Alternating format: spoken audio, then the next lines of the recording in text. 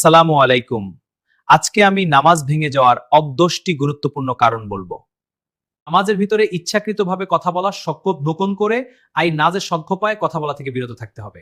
নামাজে উচ্চ স্বরে হাসি দেওয়া যাবে না, এগুলা করলে নামাজ ভেঙে যাবে। নামাজে কিছু খাওয়া পান করা এগুলা করলে নামাজ ভেঙে যাবে। যদি অয়ু ভেঙে যায় তাহলে নামাজও ভেঙে যাবে।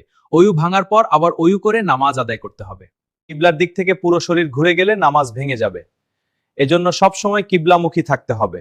নামাজের রুকন ইচ্ছাকৃতভাবে ছেড়ে দেওয়া, যেমন রুকু বা সিজদা না করা, এটি নামাজকে বাতিল করে দেয় এবং নামাজটি আবার আদায় করতে হবে। মুখ ভরে বমি হওয়া, যদি বমি মুখ ভরে বের হয় তাহলে অজু ভেঙে যায় এবং নামাজও ভেঙে যায়। শরীর বা কাপড়ে নাপাকি লাগা, এমন নাপাকি লাগা যা নামাজের জন্য গ্রহণযোগ্য নয়। অতিরিক্ত নড়াচড়া করা, বারবার অপ্রয়োজনীয় নড়াচড়া করলে নামাজ ভেঙে যেতে পারে।